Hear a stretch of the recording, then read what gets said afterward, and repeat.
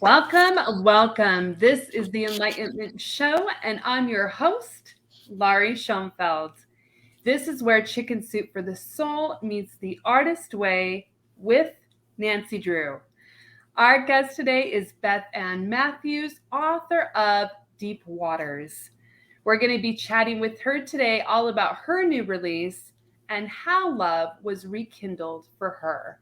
Welcome, Beth. So excited to have you joining us today. Laurie, thank you very much for having me. I'm absolutely honored and thrilled to be talking about this beautiful memoir, Deep Waters, that you just wrote. My pleasure.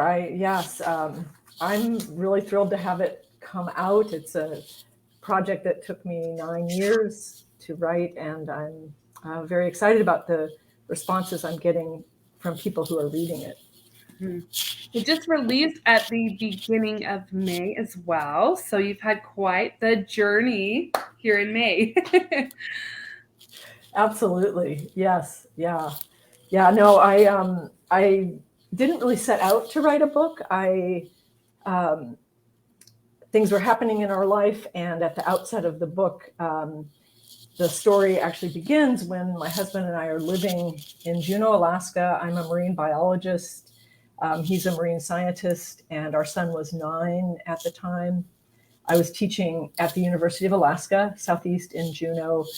I taught biology classes, behavioral ecology, and marine mammal biology, and then did research in Glacier Bay National Park on harbor seals and sea lions. And so life was generally good, and my relationship with my husband, we're a solid couple, but at the outset of the book, we were at a bit of a low, like a lot of couples go through ups and downs, some issues of workaholism on my part.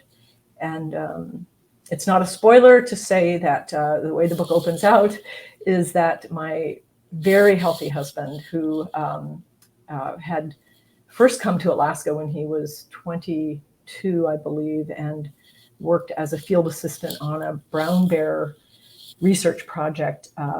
He was hired because of his hunting and wilderness, camping and fishing experience. And all that summer he carried and slept with a shotgun because he never did have to shoot a bear, but they were working in thick grizzly bear country. Anyway, so at the beginning of the book, he's a healthy guy. And we had our son late in life. We really sat down and had a long chat about the fact that we had good health in our family history, and that we lived a healthy life overall.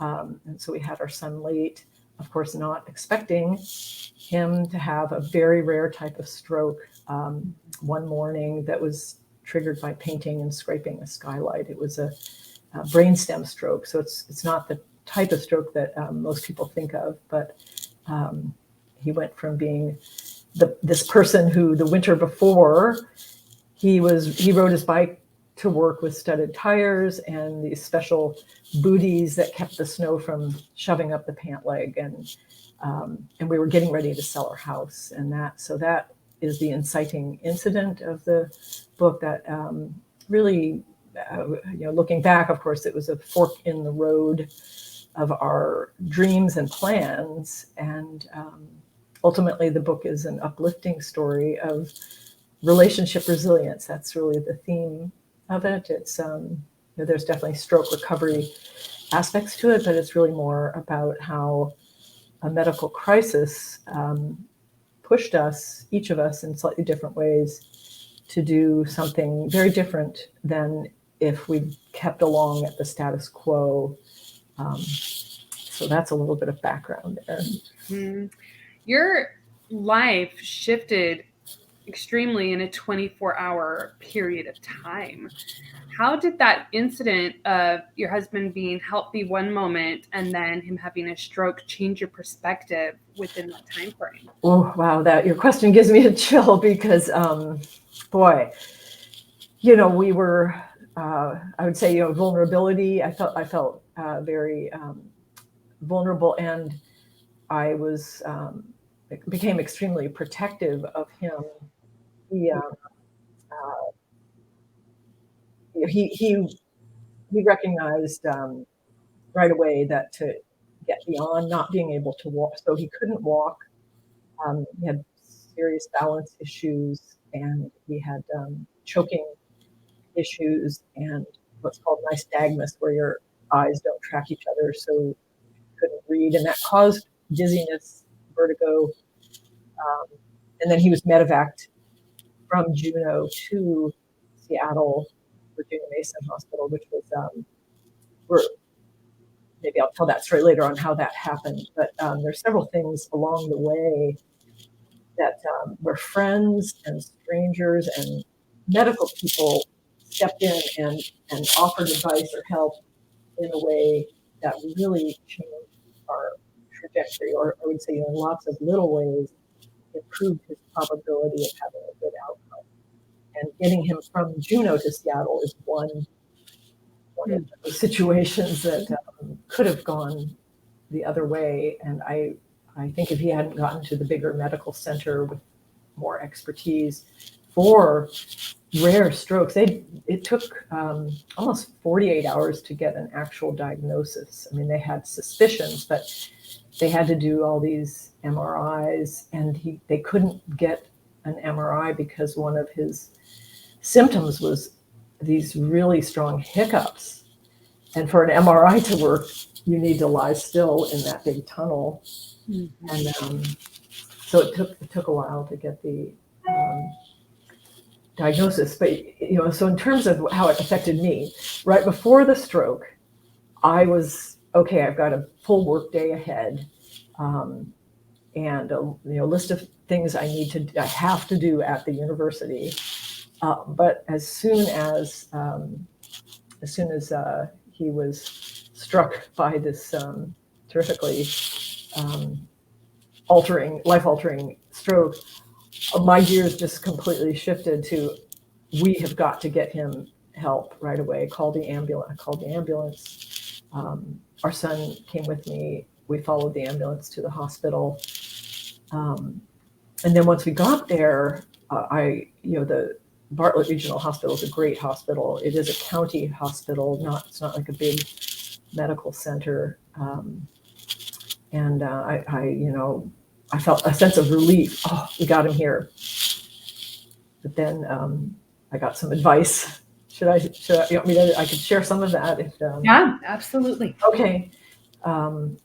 So Juneau, although Juneau is the capital of Alaska, it's not a very big city. And we were in the hospital right away after it happened. I called one friend who is a nurse who works there, whose name is Diane.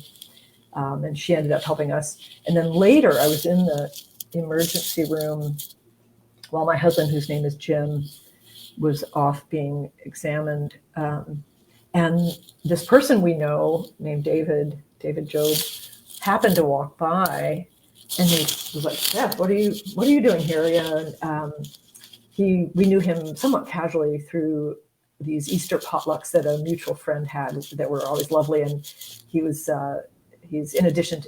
in the respiratory department at the hospital, but he also was a wildlife photographer and loved to hike. So we bumped into him here and there.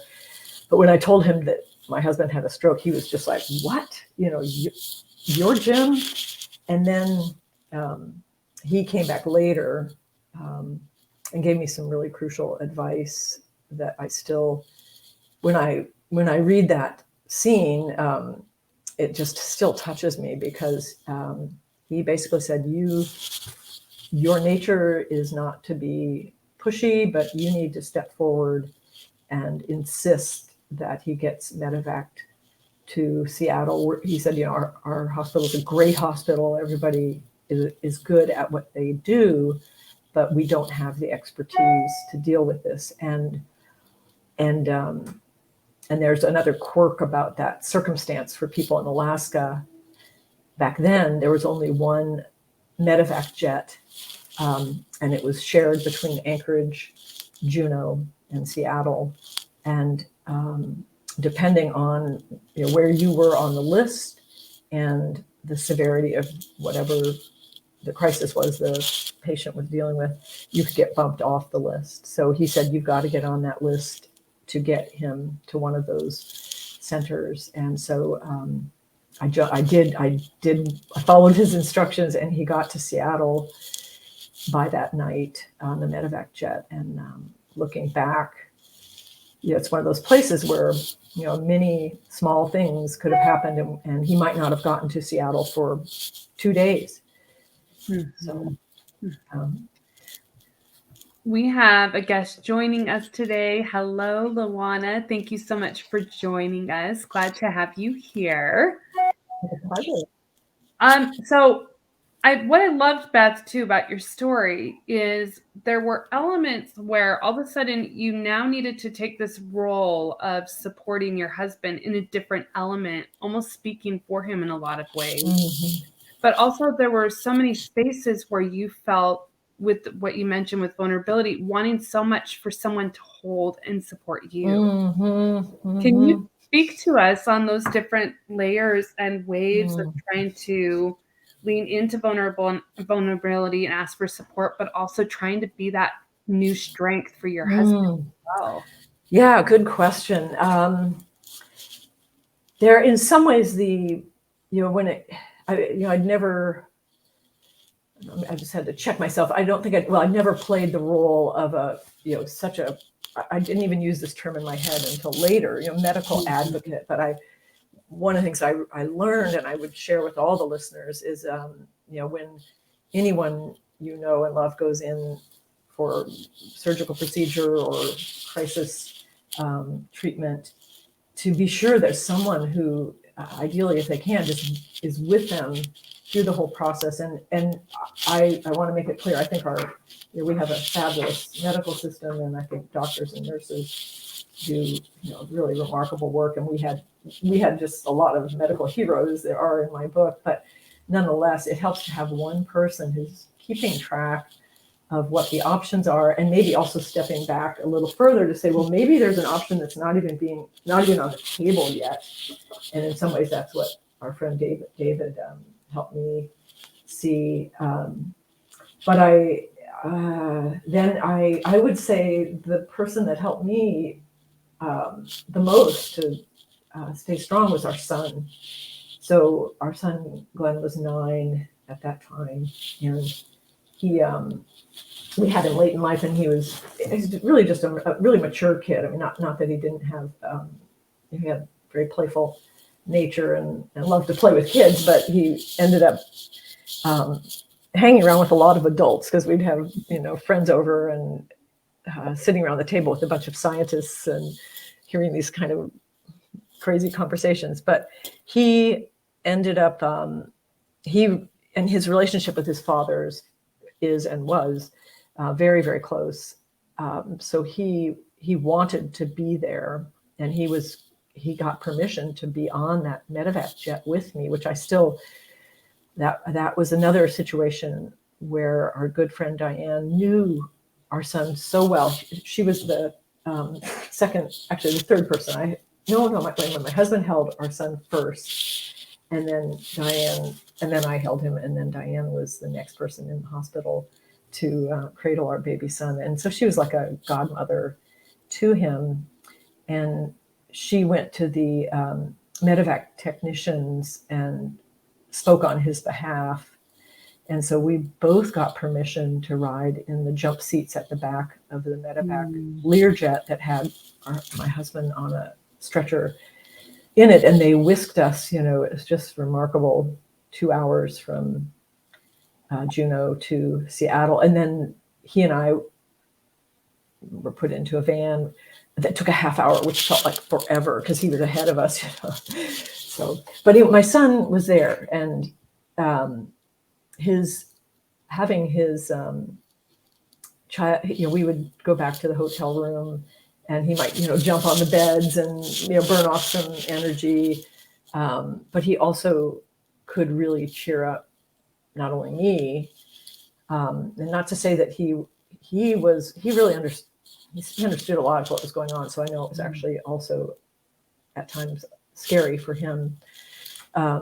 But he could also cheer up his dad in a way there were a few times when, so Jim made progress in rehab, was doing better and better. And then there were a couple of setbacks that were very disheartening and frightened me to see my husband lose his fighter's will. He had been just really, okay, I'm doing this. And then, and our son really helped pull him out of what felt like a downward spiral where he might give up. And I think recovering from a stroke is so challenging because you really have to, the physical therapy can just feel like sometimes the progress is slow and it's easy to get, to lose your belief that you're going to recover.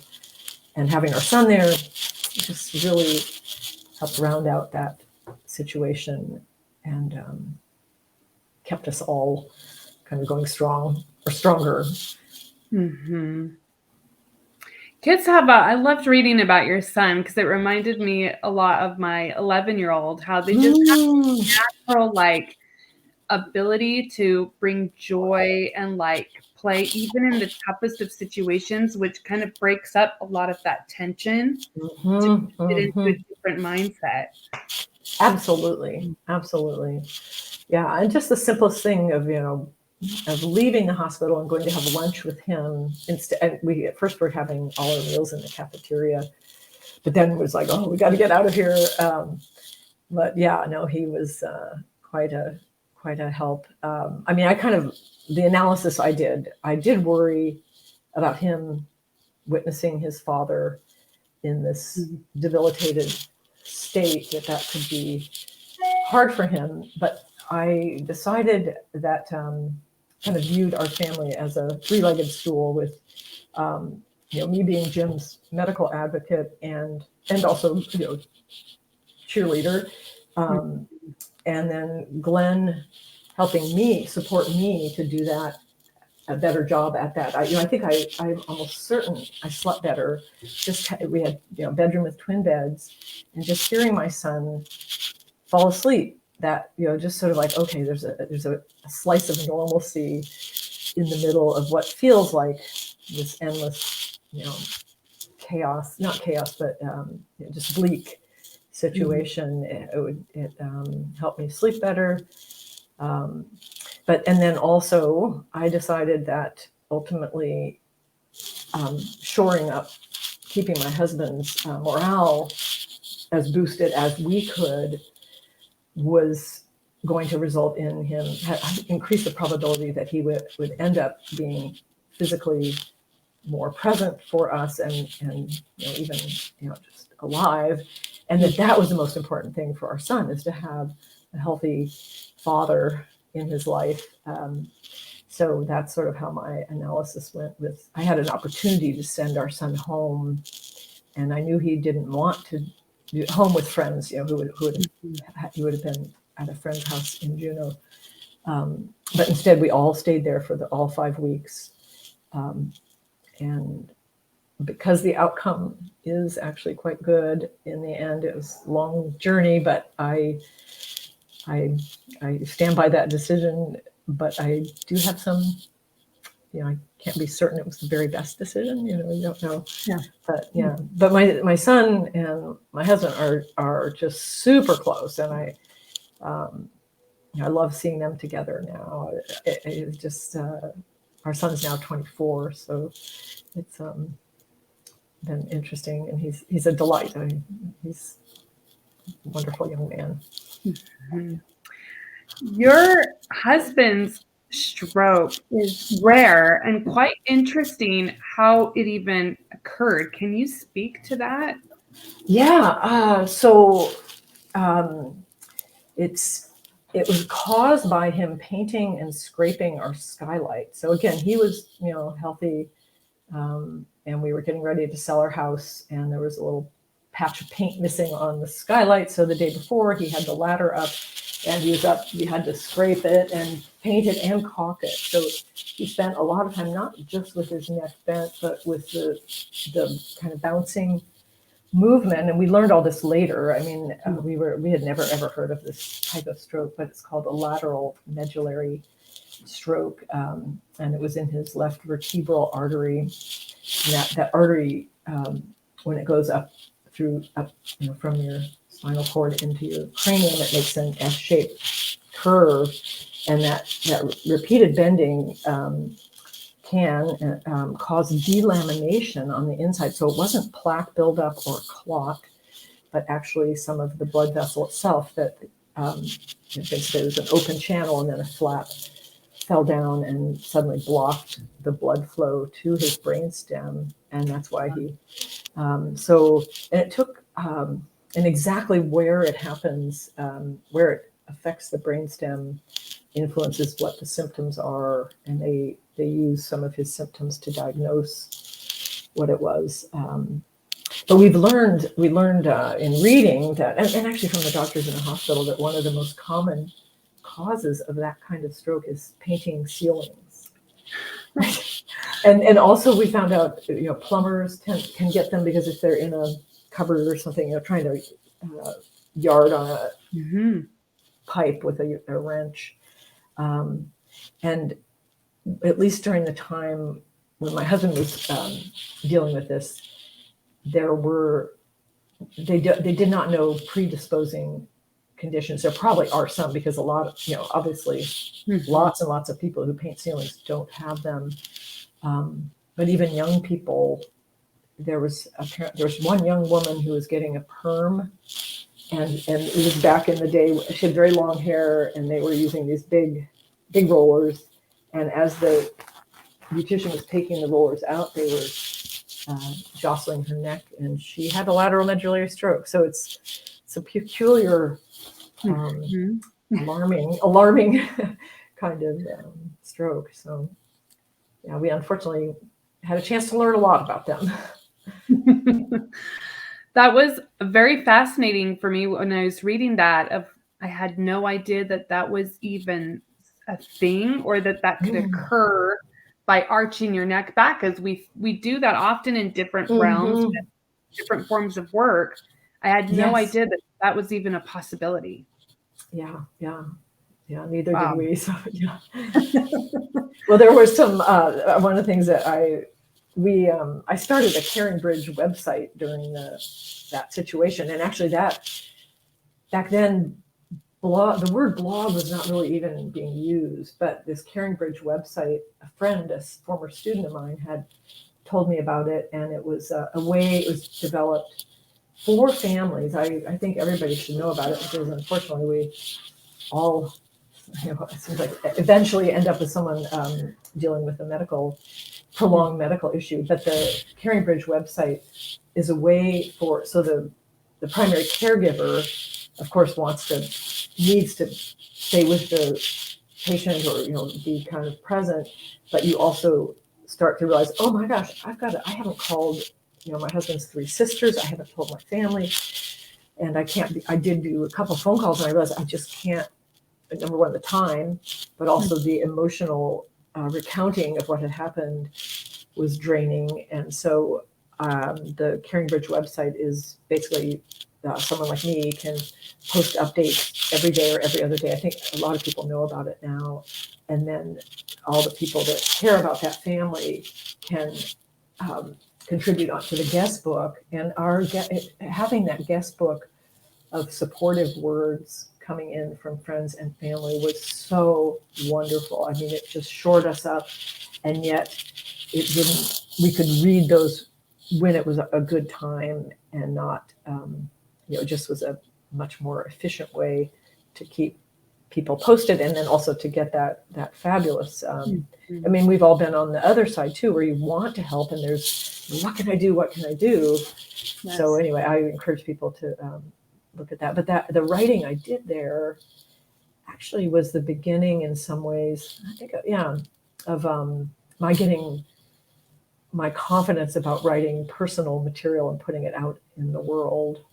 Prior to that, I'd published scientific papers, but I'd never, written a personal essay and put it out. And even the first time I pressed send, I I had this debate in my head where, because I was sending it to my colleagues at the university, my boss, the chancellor of the university, and Jim's colleagues, as well as family and friends. And part of me was like, oh, you should turn this into two slightly, this was a professional telling of what happened and the personal. And then I just was like, I don't have time. And I hit send. And of course, no one complained, oh, this is too personal. But that was sort of, putting, and then I got more comfortable with, okay, people care about my husband, and I'm going to, share what's appropriate and not be all formal. Mm-hmm. Yeah. There's definitely a difference between scientific writing and putting your heart in a memoir out there and, sharing your whole emotional journey of what went down in that experience, for sure. Well, thank you. Yeah. No, I the biggest change for me was learning how to write dialogue. I had never, you're never encouraged. I mean, there probably are some circumstances like in a psychology paper or something where you would have dialogue. But at first I resisted that. I thought, oh, I can't do dialogue. And then now I really love it. I mean, and I love books that have good, rich dialogue that, that really works, and not just verbatim recording, but, just that where the author knows what to keep and what to cut. And then you get a real additional sense of the characters from how they interact in conversation. You did a fantastic job with that. And we have a few more comments coming in for you. Mary says, Beth, I'm reading the book and it's awesome. Oh, Thank wow. you, Mary. Thank you. Wow. And Robin, I'm very careful with my neck now that I know your story. Yes, you too, Robin. Can I share? There's a funny thing in the book where through the Caring Bridge, after I told the story, and this was while my husband was on a good recovery phase, two of our good friends, men who live in Alaska, separately joked that, oh, great, now I know I don't ever have to paint the ceiling again. I have an excuse to get out of painting. And it was really sweet, yeah. Now you can look back at it and it can be a laughing moment. Yes. Now. Yeah. Although I want to say again, it's just it doesn't happen to everybody. So if you're a painter and you've been doing it for decades, it's probably still okay. But maybe to think about, my understanding, and really, I'm not a medical doctor, is it's not so much just the bending, but also the kind of bouncing factor. Yes. Robin Cox has a great question for us. She says, I love your book cover with the yellow flicker against the dark, deep water. Can you tell us a bit about the creative process? What were the other designs and why did you pick this one? Great question, Robin. Yeah, thank you. Well, I love the cover and the process. I'm with a publisher, She Writes Press, a wonderful independent publisher based in Oakland. And their process, which I loved, it was very fruitful for me. And I don't know if other publishers do this or not, but all the authors have to fill out what they call the cover memo. And it's a series of lots and lots of questions. I think mine ended up being 15 or 18 pages. But an example, they ask the authors to just go out on the web, or if they have certain books where they like the feel of the cover and that it evokes maybe the mood, or they like the colors or the print on it. So I did that. And then also they asked the authors to write a 1,000-word synopsis of your entire book with all of the spoilers in it. And you've done, and that's so hard. It's easier to write the whole book than to boil it down. I mean, it seems like it'd be super easy, but that's because of course they have the designers can't read every single book cover to cover, but they read the first 20 pages and then they read the 1,000-word synopsis. Another question or opportunity in that cover memo is to include photographs that evoke the mood or the place or the situation. And so I submitted about a half a dozen that were mostly of our family out boating. And there were some others of scenery, but in one of them, it's one of my favorite pictures. So we have this sailboat. I haven't mentioned that our 42-foot sailboat is an important character in the book. And when we go boating on it, we don't get pictures of ourselves on it. But one day we were fishing for salmon with our son, who was probably, I think he was 6 or 7 at that time. And some friends, we passed them and they took a picture of us. And I'm wearing a slicker like this, not exactly. So I think that gave them the idea.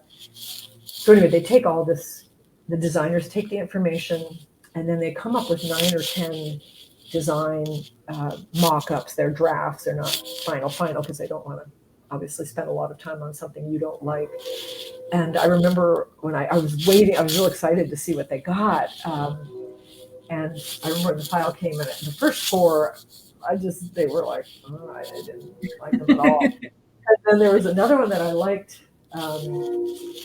But then this one showed up, and I just knew, for me, it evokes the mood, and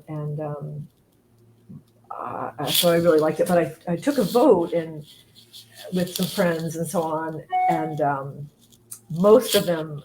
There was one other one that had some really neat sailing energy. It was a view of the bow of a boat going into the water and splashing up, and similar colors here. And someone going forward, but it was a man going forward. And I thought, that's going to imply that this is the story of an adventurous man who's a sailor, and it's not. So anyway, this for me, it was and then we got to fine tune it as with the font and so on. But I just loved how She Writes Press handled that. Another cool little factoid is, I found out the photographer, I assumed this photo was taken in Alaska. It just felt like Alaska. And everybody wears these kind of slickers, But it was taken in Czechoslovakia. And when I found that out, it just gave me a chill. I kind of wanted to, and I also noticed her legs are bare. I didn't realize that at first. Anyway. So that's the story. What do you love about the open water, Beth? Oh boy, I think I love there are two. Well, the nature you see out on the open water, a lot of seabirds.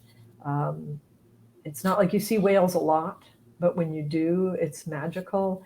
The other thing from a different angle is I love how our family and if we have guests, people really connect because you're out away from the day-to-day. Back then, more so than now, it was hard to get internet. And I think that's so healthy to be away from the internet. You just connect with each other in a different way. Now we do have internet when we go out, but you also, I think people, when you say out at sea, times when if you can't see land, especially, you really realize that this boat you're on, and most boats, ours does have what are called lifelines. It's like a fence sort of, and it truly does. On the boat is life. Off the boat, not so much in the tropics, but if you're up in Alaska where it's cold, or if it's nighttime and it's cold, and there's a storm and you go overboard, that's a big deal. So a lot of effort, not effort, but just general practices are at being safe at sea, and we are. But I mostly love the connection with nature and my family, and the surprises that happen. When you're out, you just see unusual. I remember one time, this is when we were taking our boat from Alaska to Mexico, and we were pretty far offshore, and we saw a school of pilot whales, which is a species of dolphin. It's a large dolphin with the bulbous head, and I had only seen them maybe twice before in my life, and I'm a marine mammal biologist. And it was just so exciting. So we slowed down and just watched them, and it's just a magic. Some of the species that you encounter out at sea are just rare, and I just and sharing that with family again is just wonderful. Mm-hmm. We have a question coming in for you. Leah Odell, hello, Leah, says, I'm curious about the title of your book and what it means to you. Wow, that is a good question. Well, I'll first say I had probably 5 other titles that were working titles before this one. And none of them, it just took me, none of them really, they were like, oh, this is okay, I'll use it for now. But in, I think, chapter 3 or 4, I was reviewing my book, and I reread that chapter, and the last sentence, I'm pretty sure it's the last or the third to last sentence in it is, and we powered a way into the safety of deep water. And I came to really think about that. So on a boat, people think the safest place to be is close to shore, close to a place to run away to. But really, the safest place is being in deep water, because you're not going to go aground if you lose power or a storm comes up. It's not always the safest place, but I think you know what I mean there. And then also, but to get into deep water, sometimes it takes some risk to get there. And so to me, there's a connection with deep waters and deep relationships. Mm-hmm. If you want a relationship that's deep, you have to, go out and have some experiences and take some risks and get to know each other in a deep way. And it doesn't mean it's always easy. There are rough waters ahead. But if it is a good relationship and you can hang in there through the rough times, just like boating, sometimes things get really scary, and you work as a team, then at the other end of that, you have more of what I think of as relationship resilience. So that's a really good question. I hope that answers it. Yeah. That ties perfectly into the next question that I wanted to ask is, how was your love rekindled? Well, okay. So at the beginning of the book, as I mentioned, my job was taking a lot of my time, and I was not making much time for Jim and our son. So we have one child. I actually wanted to have several children, but I got caught up with my career and life, and the time just ticked by. And so once we had our son, I still feel so grateful that we pulled that off late in life and had a healthy child. And the pregnancy I did fine with the pregnancy. But my husband's stroke absolutely made me realize that I couldn't take our future for granted, and that as much as my first reaction to the stroke was, okay, I need to earn more money to make our family more secure. I mean, the very first was to get Jim into safety and do the hospital part. But then when I got home, I applied for a raise and took on more hours at work. But then that really was taking me away from my family. I was coming home late, trying to get that work done. And ultimately, I kind of want to be careful not to give away too much of the book, but I realized, so I was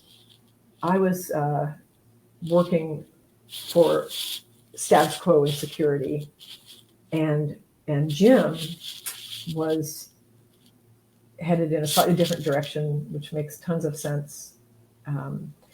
is that he was like, I just looked down that tunnel of life being really, really short. And I remember, I love this quote from him. He said, you know, we weren't like really materialistic at all, but he said, I don't want to accumulate things. I want to accumulate experiences with my family. Whoa, did that hit me? I was like, wow. But still, I was when he proposed that he wanted to take our boat out and do a significant trip, go cruising. And the boat we have, at that time, we'd had it for 18 years. It's a very seaworthy cruising vessel that can pretty much go anywhere in the world except the ice. And so we had talked about taking off for a year, but I kept putting out that sort of 5-year arm. Let's get more money in the bank. I'd like to. I'm not done with my career. You know, the defer stance, and then you know, for him it was like, you know, let's get on with it, because he knew what it felt like to really. He did think he was going to die at the beginning of that first day.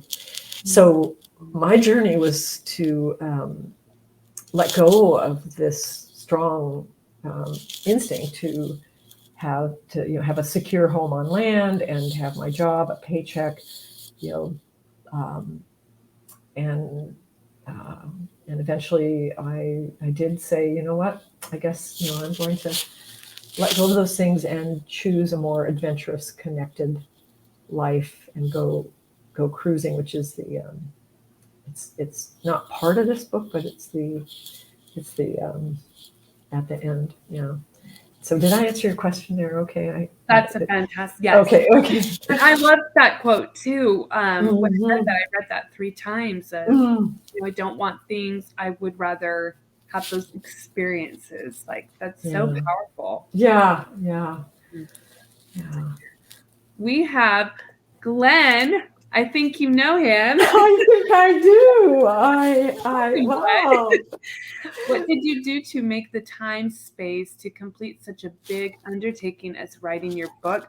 Awesome question, Glenn. Excellent question. Wow.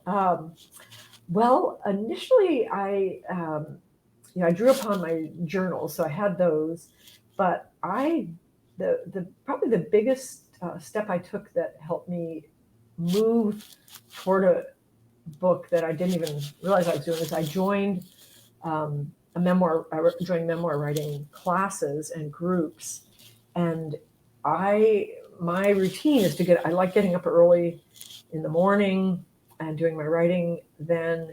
And once I started taking these memoir classes, I chose the ones where you had the option to read a scene every week. And I found my first readings, I was very nervous. I mean, I just even if the story didn't make me vulnerable, just putting my writing out in front of other people's eyes. But I came to really love how you could get such good help to tweak and improve a scene or figure out when you're writing it. Of course, especially a memoir, you've got this visual, you know what happened, you can see it, and sometimes your writing might have a big gap in it. The reader's like, well, wait, I didn't even realize you were on your boat that day, or something like that. So, the feedback, it really helped me.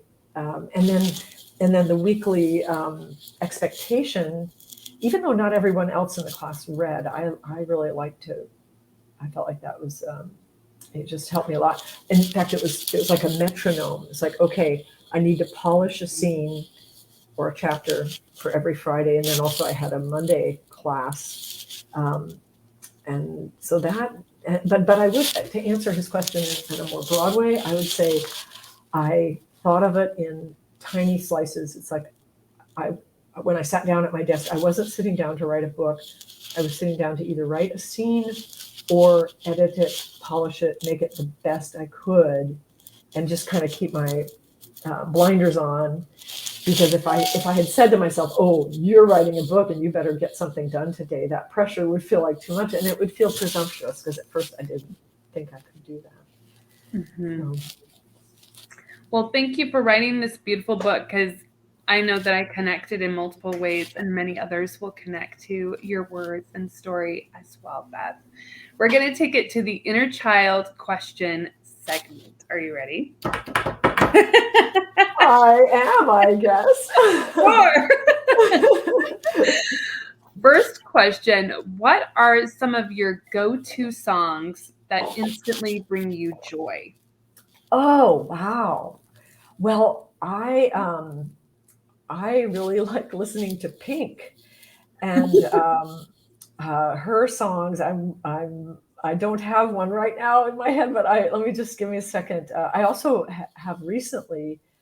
I like Maggie Rogers. Some of her songs, Horses. Her song Horses is just fantastic. Some of my other ones, I think I'm going to have to stop there. That's a good question. I do rely on music to, the way I use it is if I'm working on a scene and it has a certain mood to it and I need to get into that mood, I'll go put on a song. And again, Pink and Maggie Rogers. Joni Mitchell is one of my favorite singer-songwriters for that. So. Those are good picks. There's multiple Pink songs on my playlist as well. Oh, cool. Great.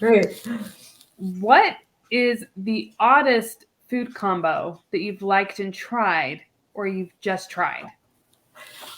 One of my oddest ones is, okay, whole wheat toast, peanut butter, mayonnaise, spinach, and pepper. Taking it away, I don't like sweet. It's really savory. I love it. It's almost Thai-like, but it doesn't. Anyway, and the crunch. So that's probably my oddest. My husband and I both eat very similarly, and I think I've made that for him once or twice. I don't think he likes it as much as I do. Is it red peppers or green peppers that you're putting? Just black ground pepper. Okay. Pepper. Thinking of the slices. Oh, right. Yeah, I'll try that though. Yeah. No, I in the mayonnaise, have peanut, and this is natural peanut butter. The mayonnaise makes it easier to eat that peanut butter. So makes it more smooth. Yes. Yeah. Okay.